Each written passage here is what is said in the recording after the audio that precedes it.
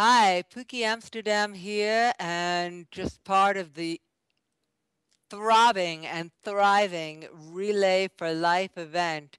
I'm standing with a really important and wonderful man, uh, Zander Green, who is with the Friends Fighting Cancer. There's nothing more important than fighting cancer. So thank you very much for being here today with us, Zander. Could It's you tell always, us? always a pleasure. Thank you for having me. It's just great to be here. What can you tell us? What part of the world are you from? I am actually just north of Atlanta, Georgia, in the eastern United States. So about 3 hours ahead of SL time, but it's the only time that matters around here these days is the fact that it's time for a cure, and so we all come together from wherever we are in the world. And what an extraordinary thing Relay is, and gosh, 2012 is just a year I think to remember. Uh, Not just the money, but the track. It's so beautiful, and there has been so much money raised, and the spirit of Relay has just never been stronger. So, 2012, what a great season for Relay for Life. How wonderful. How part of the excitement and interest in Relay for Life is the human stories and what we really mean and how we really got here. And I'd really like to know how and when did you become involved in Relay for Life and Second Life? This is my sixth year as a part of the Friends Fighting Cancer team, and it was 6 years ago that then captain of FFC, Jezebel Marlin, asked my building partner and I, Lauren Thibault, if we would be willing to build a campsite for the Relay for Life campsite for their team. And we said, "What the heck is a campsite?" And I said, "Okay, get some." Get some picnic tables and chairs around or something, I guess. And that was our first time. That was the quest for a cure. Was the theme that year, and since that year, we've continued to be involved with the FFC team, and I'm happy to say become more involved with the overall culture of the Relay for Life of Second Life, and with the work that the American Cancer Society is doing in here as well. And it's just been an incredible experience. The 6 years have just flown by. And as much as I know we would all love to wake up one morning and find out that we need not relay any longer because we will have accomplished our goal, until that happy day arrives, then gosh, what a shot in the arm and what a thrill to get to come in here and be a part of this with all these extraordinary people, and and really work to make a difference. And that's the thing about relay, man. You get involved once. All it took was that first campsite, and you think, this is awesome because I'm here and I'm doing what I love and I'm doing it with people that I just think the world of. And it's all towards this great goal, this great end. And you get a little taste of that, boy. I tell you what, it's kept me coming back 6 years running now. And I'm a big believer in the old saying, until there's a cure, we relay. And that's what we're going to keep on doing. It's a real bond and one truly that never breaks with the people that you meet here and the experiences. Your Relay for Life of Second Life, what is your role this year, if I can ask, Zander?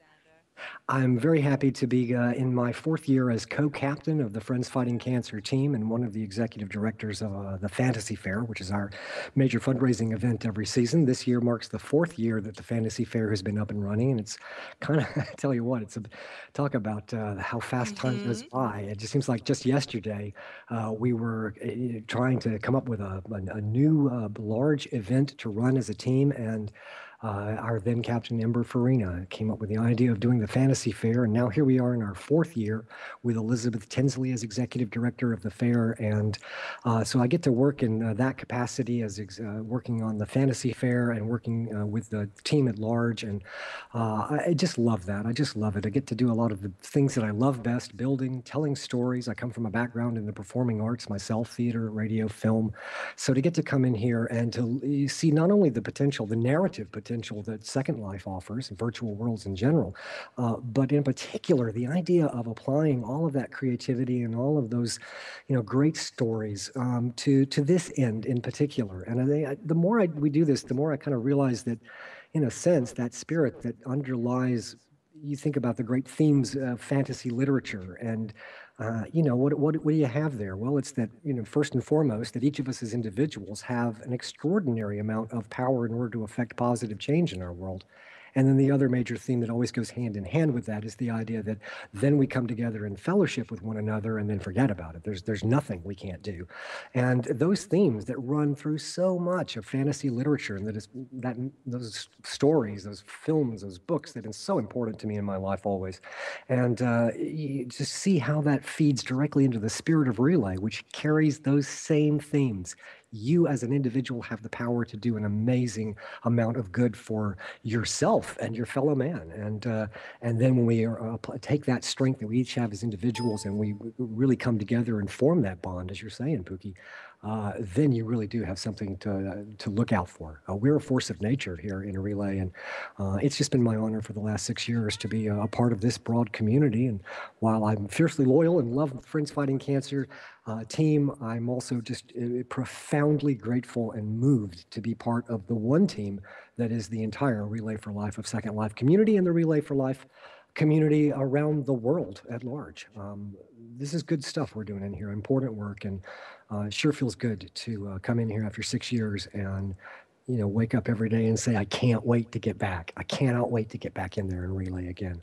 So this is really your life on wings because of all the possibility and truly how the community and that feeling you get from other people lifts your spirit I think so that's so much. true. I think it's I, absolutely right. so could you tell us a little bit more about what being the co-captain of FFC, the Friends Fighting Cancer, entails kind of exactly? Well, my job primarily is to help with the sort of forming the plan as we go into, usually by about September or August, we start thinking ahead to to the following season and to the spring, and getting all of our pieces in place and all of our plans in motion. And so a big part of it is just the pre-planning and the organizing, getting all of the designers lined up, arranging for the hire of the Sims.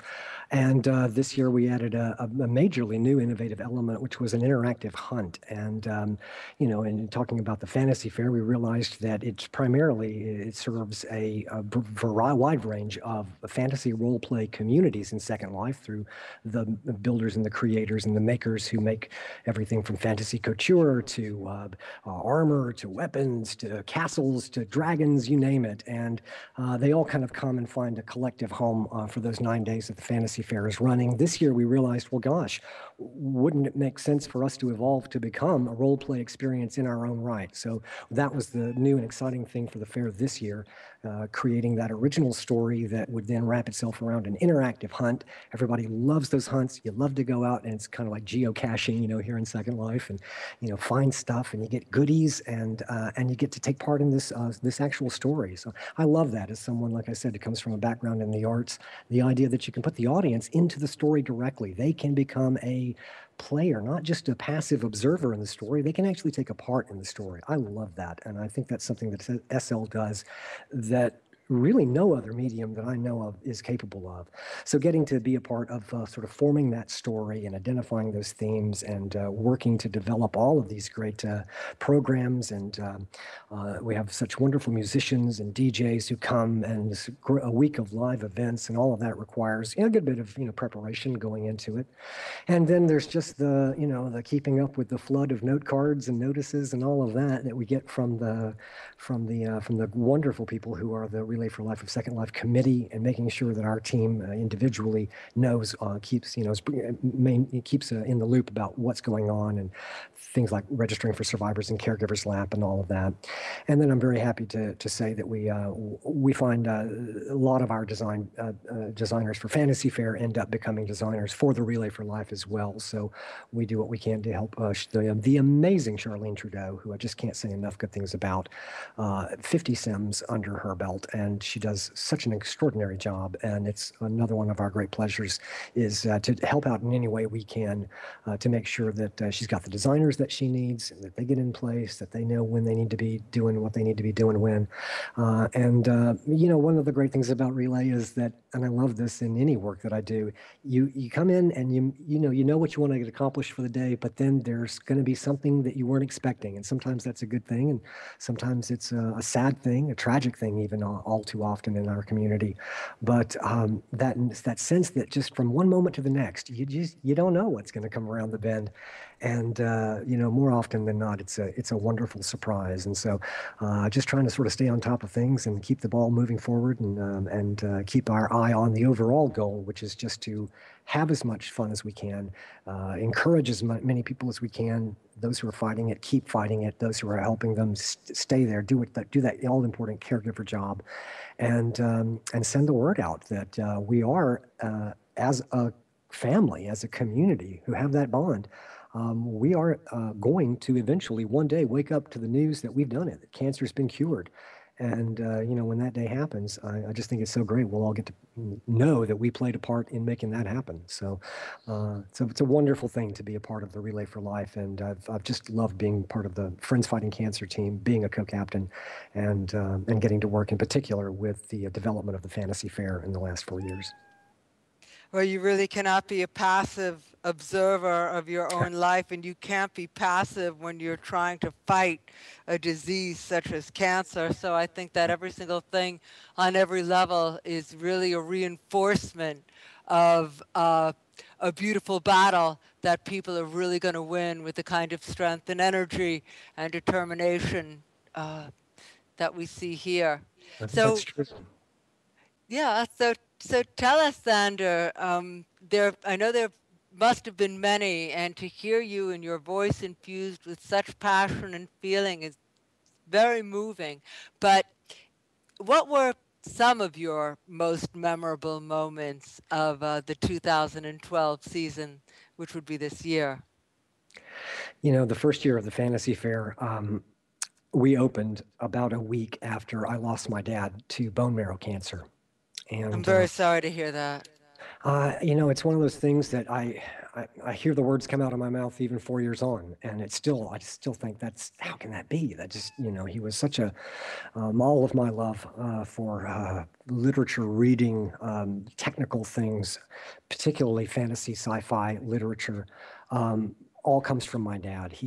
I can remember 12 years old, and he put a copy of The Hobbit in my hands and said, "Read this book." And then at 14, he handed me Frank Herbert's Dune, and he said, "Read this book now." And it just every stage of my life, it seemed like he was there with the right material to hand to me. It's like, okay, that's exactly what I needed, Dad. Thanks. And it's just it wakes me up, and it just ticks me off every single time I remember that he's not there. And so for that first year, to open the Fantasy Fair a week after we had to say goodbye to him, that was a very profound experience. And if I wasn't already just tied onto this thing with hoops of steel, then that would have done it. Until the job is done, I'm not going anywhere. I'm where I would choose to be, and I'm doing what I would choose to do. Nobody should have to. We understand that children bury their parents. There's something natural about that, but he went way too young, and he had way more to give. He just had two beautiful young grandchildren, my nephews, who he loved with all of his heart. And they should have gotten to grow up with him. He should have gotten to see them grow up. And so, and just in terms of what brings me back to Relay year after year after year, I relay for my dad. I relay for everyone out there who's lost someone, or everybody out there who's fighting to keep from losing someone. But one year, this was not this year, but in terms of just the most memorable moment that stands out to me, I go back to I can't remember if it was the second or the third year of the Fantasy Fair, but I was late next to the last day even maybe, and I was at the arrival area. I hadn't gotten to spend a lot of time there doing the whole welcoming thing and helping people find what they wanted, but I finally had a few minutes, and I just loved to, whenever I could, just hang out there and greet people and make sure they found what they were looking for. And I saw I say young lady, we all look like young ladies and gentlemen in here, but By that, I mean that when I looked at her profile, she was 1 day old, first day in Second Life. And here you are, it's your first day in Second Life. And where do you go? This is practically the first place she's gone to, and it's the Fantasy Fair. You're just some of the greatest designers in all of Second Life. And here they are. And this, so my first thought was, wow, I don't know if you'll know yet how lucky you are that this is going to be your first experience of Second Life is to come to Fantasy Fair.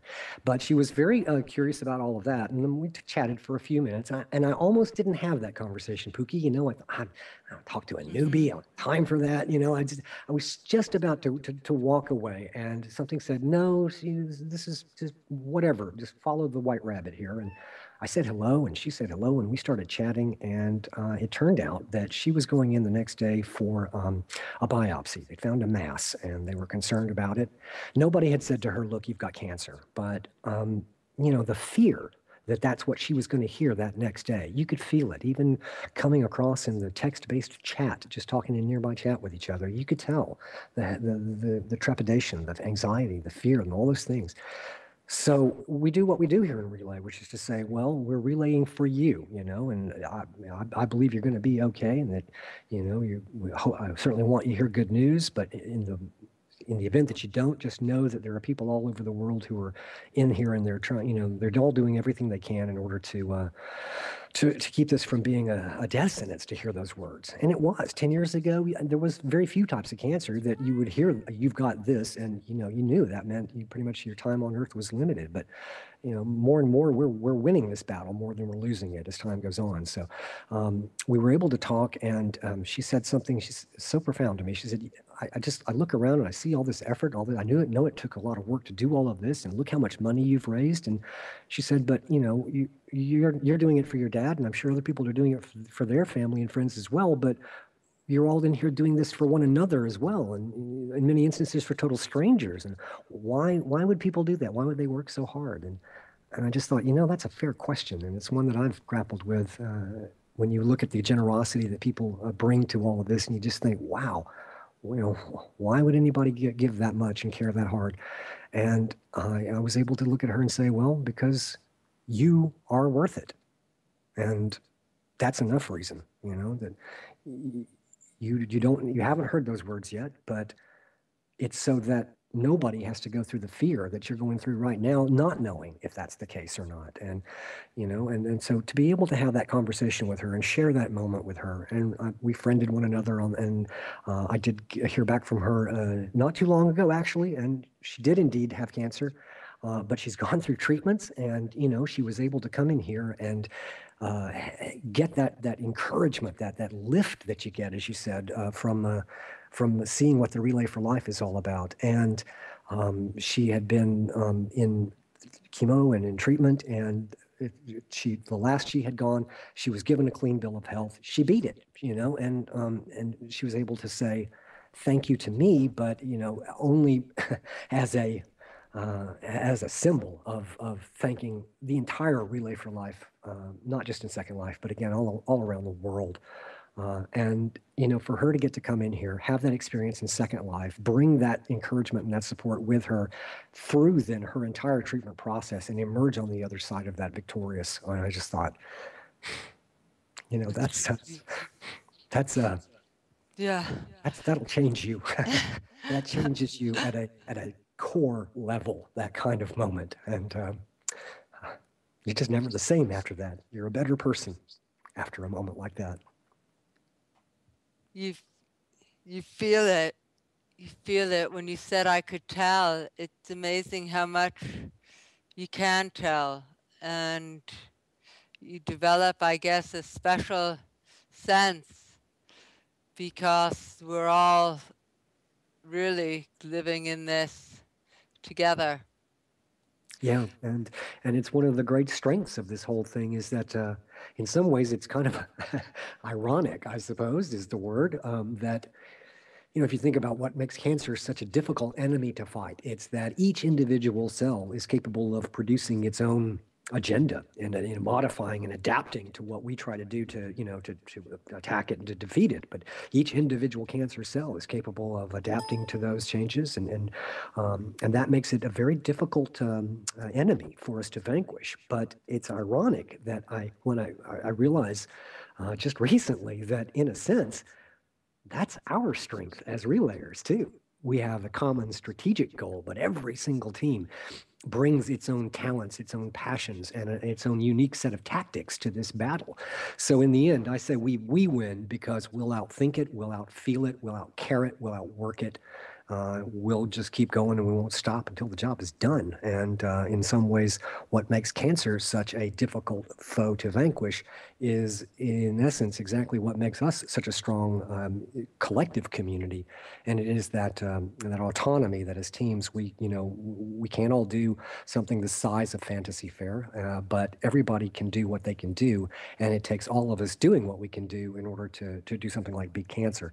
So I guess irony is the right word. In some ways, what makes cancer difficult to vanquish is what makes us as relayers also an implacable foe. Cancer has made enemies of all the wrong people. And if I was cancer, I'd be running scared because these people are dog with a bone. They're not going to let go until this job is done. So, cancer, there's nowhere to hide. Your days are numbered, my friend.